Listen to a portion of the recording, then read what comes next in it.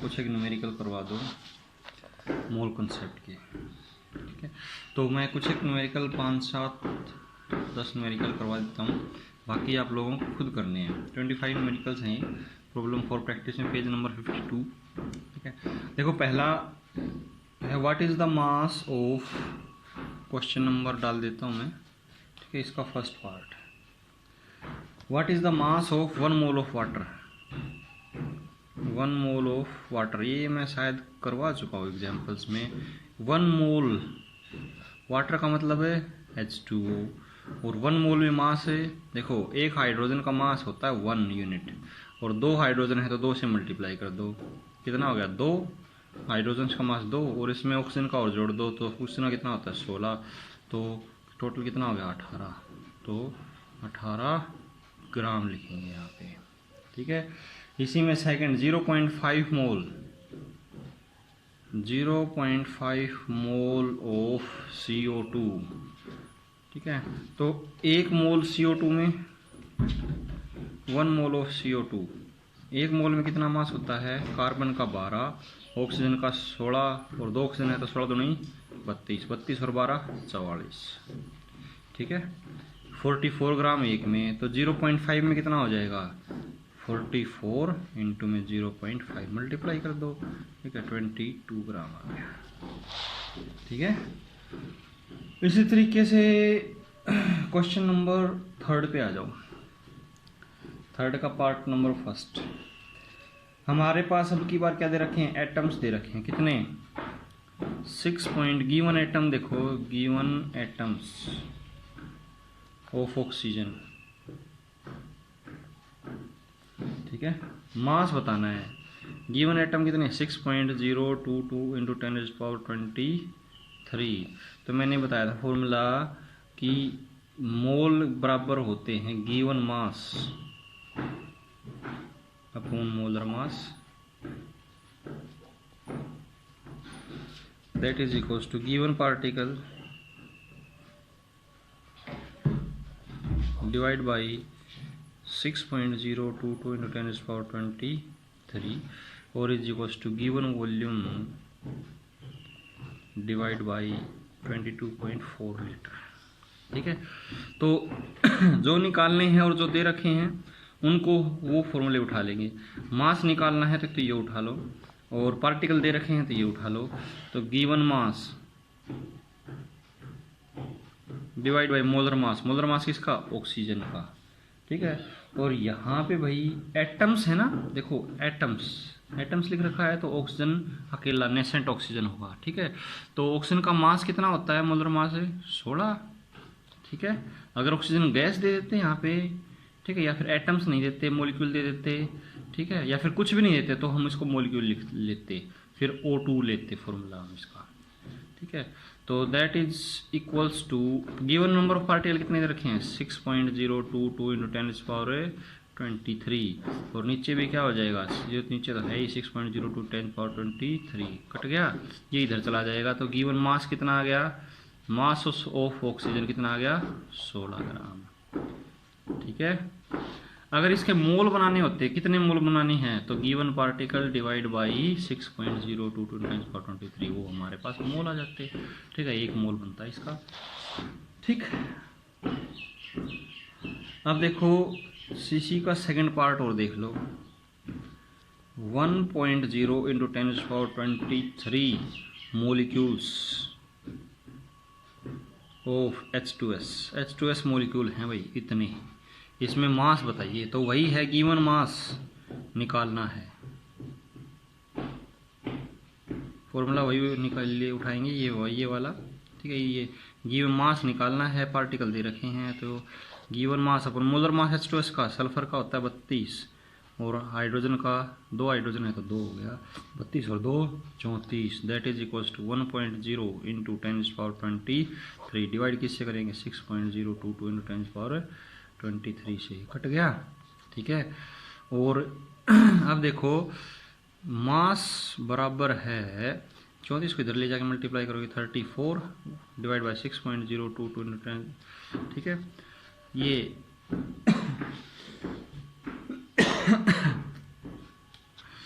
5 5 point ये आ जाएगा something 5.6, ठीक है, कितने ग्राम आ जाएगा, ठीक है, समझ में आया। अब फोर्थ पार्ट इसी का 1.5 मोल ऑफ H2SO4, इसमें मास बताइए। तो 1 मोल में कितना ग्राम, कितने मास होता है H2SO4 का?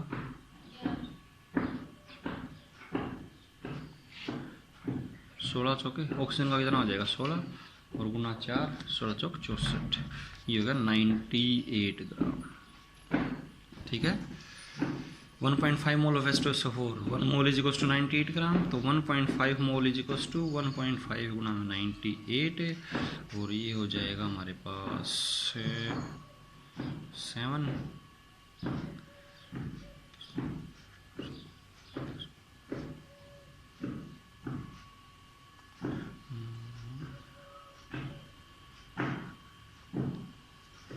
147।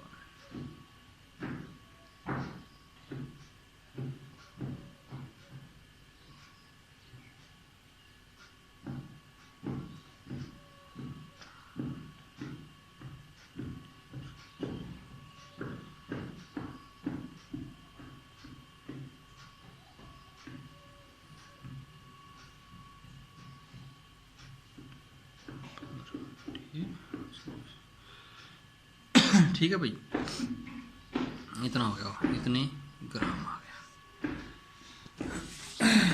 अब देखिए ये क्वेश्चन इंपॉर्टेंट है भाई, फोर्थ, ये कई बार आ जाता है आपके एग्जाम्स में।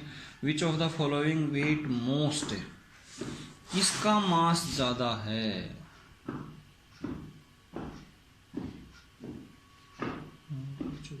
वेट मोस्ट,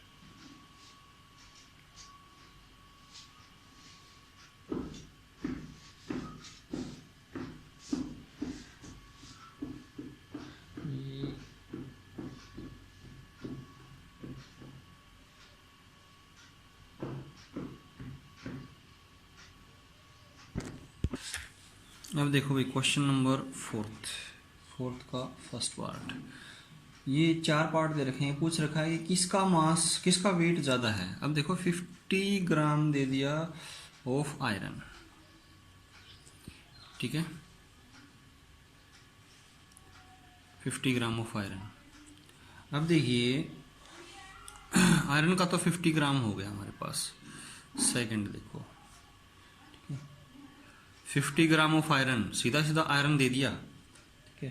अब 5 ग्राम एटम्स ऑफ नाइट्रोजन, यहाँ पे गड़बड़ है भाई, 5 ग्राम एटम्स ऑफ नाइट्रोजन, नाइट्रोजन के 5 ग्राम एटम्स हैं, नाइट्रोजन के 5 ग्राम एटम्स हैं, तो 1 एटॉमिक मास कितना होता है नाइट्रोजन का, कितना होता है 14, ठीक है। तो 1 ग्राम एटम्स ऑफ नाइट्रोजन, ठीक है, वेट ऑफ 1 ग्राम एटम्स, यहाँ पे एटम्स का जिक्र है, atoms of nitrogen is equals to 14 gram, ठीक है। और 5 ग्राम atoms of nitrogen is equals to 14 into में 5 कितना हो जाएगा 70 ग्राम, ठीक है।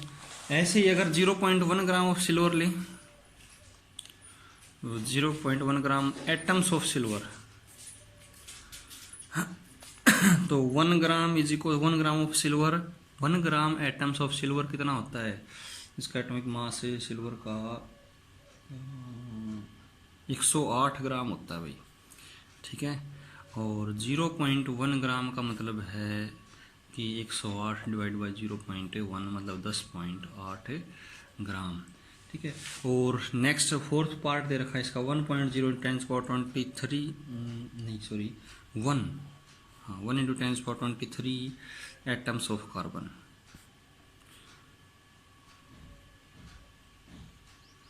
ठीक है। तो हम ये इसका यहाँ से तो हम मास निकाल लेंगे पीछे वाले फॉर्मूले से, ये इस फॉर्मूले से, ठीक है, यहाँ से निकाल लेंगे हम इसका मास, तो तो सबसे ज़्यादा मास आएगा इसका आपके नाइट्रोजन का 70 ग्राम। तो वेट सबसे ज़्यादा किसका हो गया?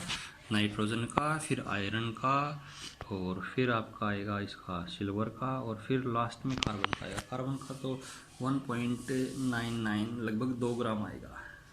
ठीक है।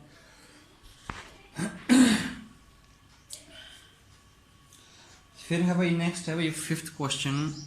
बस ये लास्ट क्वेश्चन करवाऊंगा, फिर बाकी आपने खुद करने हैं। अगर नहीं आए तो दोबारा पूछ लेना, लेकिन पूछ जरूर लेना, नहीं आए तो करके देखने हैं सारे। ठीक है। 22 ग्राम क्या पूछ रखा है? कैलकुलेट द मोलिक्यूल्स, मोलिक्यूल्स निकालने हैं। ठीक है। दे क्या रखा है?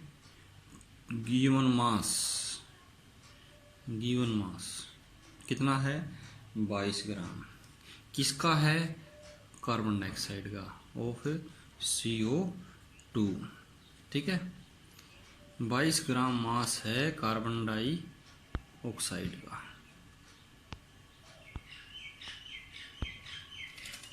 ठीक है।